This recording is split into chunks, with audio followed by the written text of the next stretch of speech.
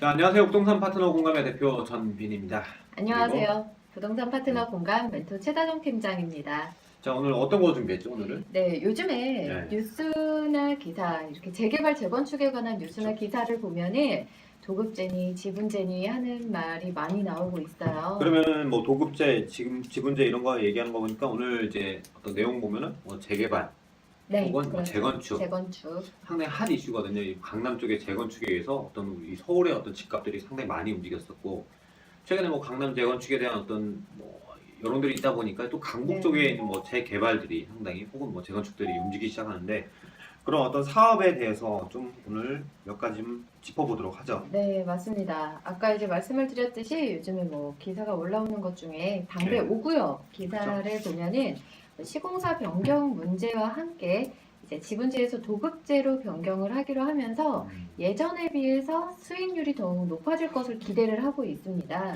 수익이 높아진다. 네, 높아질 것을 기대를 하고 있고, 이제 반면에 청담 삼익 같은 경우에는 확정 지분제였다가 도급제로 바뀌게 되면서 이 늘어난 불안금으로 이 조합들이 문제가 생기고 있거든요. 둘 다 보니까 지금 지분제에서 도급제로 바뀌었는데 네, 하나는 이제 수익률이 증가하고 하나는 지금 분담금이 늘어나게 네, 되면서 부담금. 이게 문제가 되고 있죠.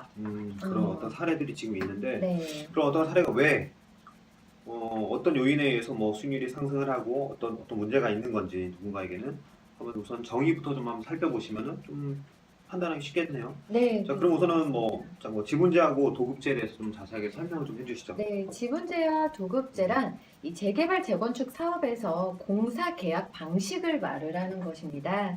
그래서 이 사업의 주체가 시공사인지 혹은 조합인지에 따라서 달라지게 되겠습니다. 주체가 네, 예. 보시니까 지금 이름만 보시면은 뭐 어떤 지분제, 어떤 음, 지분에 의한 것이겠고 네, 도급제라고 하는 것은 우리가 하도급 이런 얘기를 했잖아요. 그러니까 하도급이라는 것은 일을 주는 거죠, 일감을. 네, 그러니까 맡기는 거죠, 일을. 그러니까 그런 의미라고 좀 보시면 되겠는데 좀 그렇게 보면 좀 쉽게 네, 이해가 되겠네요. 맞습니다. 잘 음, 정리를 해주셨는데, 이제 우선 도급제 같은 경우는 조합이 주체가 되는 사업 방식입니다. 그래서 모든 중요한 부분을 조합이 결정을 하게 되겠고, 이제 말씀하신 것처럼 평당 공사비를 계산을 해서 이 시공사와 도급 계약을 맺는 형식이 이 도급제 방식입니다. 그렇죠. 이제 다시 말해서 시공사에게는 공사비만 주고 시공사는 공사만 하면 되겠고요. 이 조합원들이 손해와 이익을 이제 갖게 되는 것이죠. 그러니까 그냥 음, 뭐 5천만 원짜리 공사니까 너희 5천만 원 줄게. 그러니까 5천만 원 안에 그 어떤 뭐죠? 뭐 사업 자재비라던가 뭐 그렇죠. 사업비라던가 거기서 이런 이제 뭐 인건비거나 하고 그 네, 수익을 다 줘버리는 거냐? 네, 줘버리는 거고 애초에 다 줘버리는 나머지 우리 거고 이제 사업을 통한 수익 같은 경우에는 우리 어떤 조합 쪽에서 이제 분배를 하는 거겠네요. 네, 맞습니다. 음, 그렇다면 지분제 같은 경우는 예, 반대라고 생각을 하시면 더 편하실 것 같아요. 이제 시공사가 건축부터 분양까지 모두 책임을 지는 방식입니다. 그래서 이 조합원에게는 이 조합원 소유 지분에 따라서 이 무상 지분율에 해당하는 아파트 면적을 주고 그리고 이 시공사는 잔여 아파트나 상가 그리고 복리시설 등으로 공사비를 충당을 합니다. 그리고 나머지 이 개발 이익을 시공사가 모두 가져가게 되는 형태가 이 지분제가 되게 되는 것이죠. 그렇죠. 그러니까 결국은 개발에 대한 어떤 이익을 또 누가 가져가냐에 따라서 좀 다르기도 한 거네요. 네네. 그리고 이제 지분제에는 확정 지분제와 변동 지분제가 있는데요. 이 확정 지분제 같은 경우는 이제 앞서 네. 말씀드린 그 내용입니다. 그대로 이 소유 지분에 따라 이 무상 지분율에 해당하는 아파트 면적을 주고 그 이제 시공사는 나머지 부분 개발 이익을 취하는 것이 이제 확정 지분제가 되겠고 변동 지분제 같은 경우에는 이 시공사가 사업의 주체가 되는 것은 동일하지만 이 사업 추진 과정에서 발생을 할 수 있는 용적률 변화 같은 부분에 있어서 이 애초에 시공사가 조합원한테 약속한 지분이 변동될 수 있다라는 것입니다. 그래서 이런 차이가 있다라는 것까지는 우선 개념 설명을 해드리고 예, 조금 그럼 더 우선은 지금 보니까 도급제하고 지분에 대한 어떤 정의는 사실 알겠어요. 저도 네네네 뭐 원래 알고 있었지만은 이제 정의는 좀 어느 정도 이제 파악이 됐을 거라고 이제 생각이 되는데, 자 그럼 질문을 좀 해볼게요, 제가. 네. 그럼 뭐 어떤 왜 분명히 도급제라는 것도 있고 지분제가 있다는 것은 어떤 그 사업에 대해서 장점 혹은 단점이 있을 거거든요. 사실 제가 보기에는 두 개가 있다는 것은 두 개 중에 하나가 무조건 좋은 것은 아닌 것 같거든요. 그래서 각 어떤 사업 방식에 대한 어떤 장점들 또 어떤 단점들 좀 꼬집어 주시겠어요? 네, 맞습니다. 어떤 거 하나가 딱 좋다라고 꼽을 수는 그럴 것 같아요. 없을 것 같습니다. 이 장단점이 분명하게 있기 때문인데요. 이제 도급제 먼저 제가 장점, 단점을 한번 살펴봐 드리도록 할게요. 우선 도급제의 장점을 보면은 이 조합원의 물량을 조합원의 물량을 제외한 일반 분양 물량을 완판을 했다라고 이제 생각을 네. 해보는 겁니다. 그러면 이제 사업 수익이 생겨나게 되겠죠. 근데 이 도급제 같은 경우에는 이 수익이 시공사가 아닌 조합원에게 다시 돌아가게 됩니다. 따라서 이 조합원이 추가적인 수익을 얻게 되거나 아니면 추가 분담금이 적어지거나 하게 되는 이익을 추가적으로 얻을 수 있다라는 장점이 있겠고, 그래서 도급만 줬으니까 500원짜리 공사를 해라. 다 주고 나머지 이익에 대해서는 이제 조합끼리 조합이 가져간다. 이제 그래서 추가 나눠서- 분담금이 작아질 수가 있다. 그렇죠. 그럼 일반 분양을 잘 하고 많이 하고 하면 되겠네요. 네, 그렇죠. 그리고 시공사의 부담이 아니기 때문에 건축 자재들이라던가 마감재라던가 이런 부분 품질이 또 보장이 된다라고 볼 수가 있겠거든요. 그래서 주택의 품질이 높아진다라는 장점도 가지고 있습니다. 그렇겠네요. 그러면은 단점도 있을 텐데. 네, 그렇죠. 네. 이제 이런 일반 분양 물량이 완판이 되면은 너무나도 좋겠지만 이제 미분양이 발생을 할 수도 있잖아요. 근데 이 미분양이 발생을 했을 때의 리스크 또한 조합이 그대로 가져야 된다라는 점이 큰 단점으로 볼 수가 있을 것 같고요.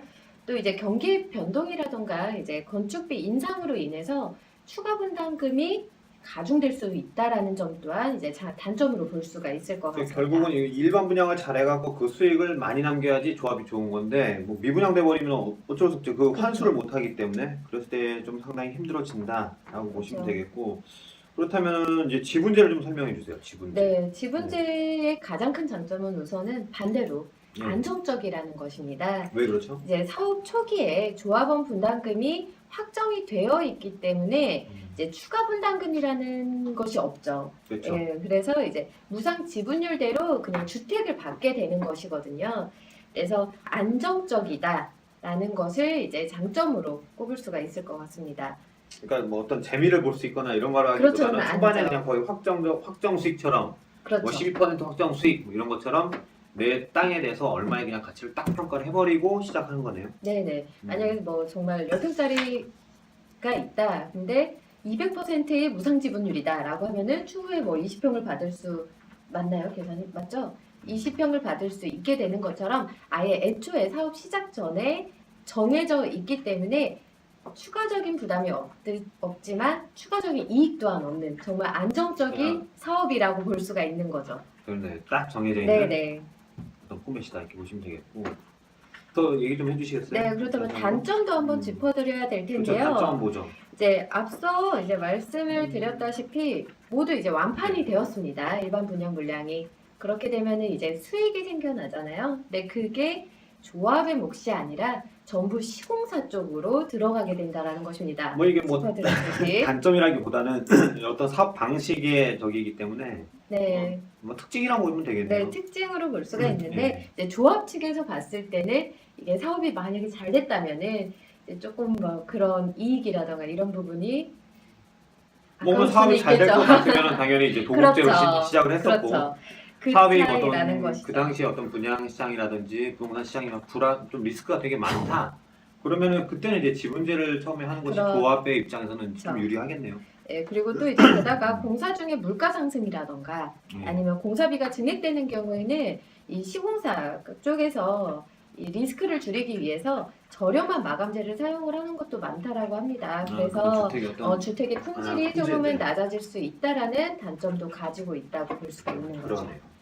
그래서 특히 또 이제 지분제 중에서도 변동 지분제라고 제가 아까 앞서 아까 전에 그 말씀을 지분제를 드렸죠. 얘기하실 때 이제 확정 지분제와 이제 변동 지분제가 있다 이렇게 말씀하셨었는데 네, 확정 지분제 같은 경우는 이제 무상 지분율을 확정으로 해서 더 이상 변동이 없는 그런 사업 형태를 말하고 변동 지분제 같은 경우는 용적률이라던가 뭐 기타 부분으로 인해서 지분을 변동을 할 수 있다라고 제가 말씀을 드렸는데요.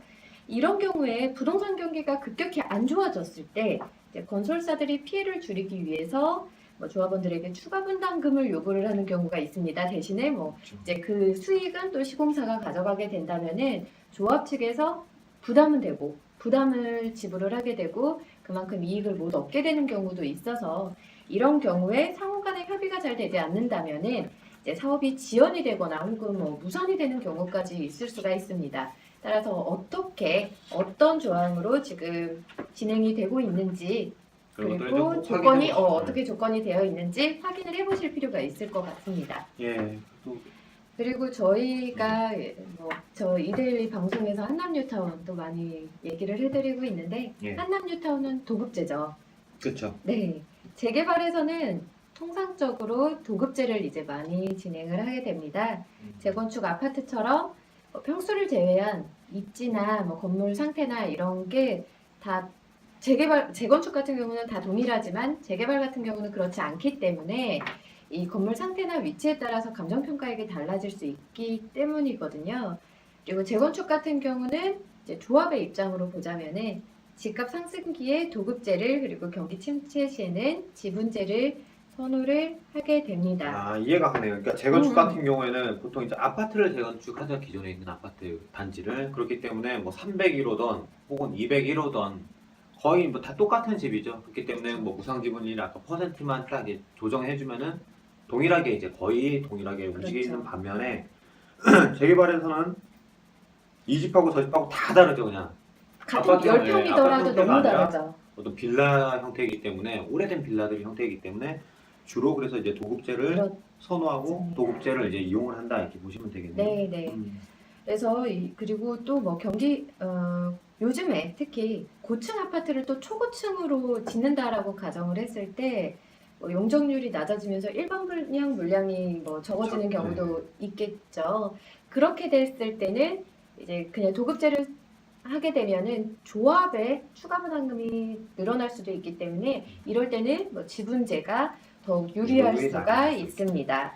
그래서 이렇게 부동산 재건축 아파트 투자 시에는 입지라던가 뭐 개발 호재 뭐 이런 기본적인 사항을 체크해 볼 뿐만 아니라 이렇게 사업 구도 방식이나 세부 구조는 어떻게 되어 있는지 한번 파악을 해 보실 필요가 있겠고 이 방식이 추후에 이제 미래를 봤을 때 장점으로 올지 단점으로 올지도 같이 한번 분석을 해 보시는 것도 분명히 필요할 것으로 보여집니다. 사실 우리가 보면은 이제 뭐 보통 지금 이제 재개발 재건축 이야기를 하시는데 여기 들어가는 투자 금액들이 저희들이 뭐 몇백만 원짜리가 아닙니다. 그쵸. 몇천 혹은 이제 억 단위이기 때문에 이런 것들이 사실 사소한 것이라고 볼 수도 있긴 하는데 이런 것들 무시 그리고 혹은 간과하지 마시고 조금이라도 좀 알고 그리고 공부하시고 왜냐면은 제가 이 세미나 때 이런 얘기를 해드렸어요. 사과를 하나 사거나 수박을 하나 살 때 수박 얼마죠? 10,000원인가요? 뭐 15,000원, 10,000원. 앉아봐서 수박을 이걸 다 두드려봐요.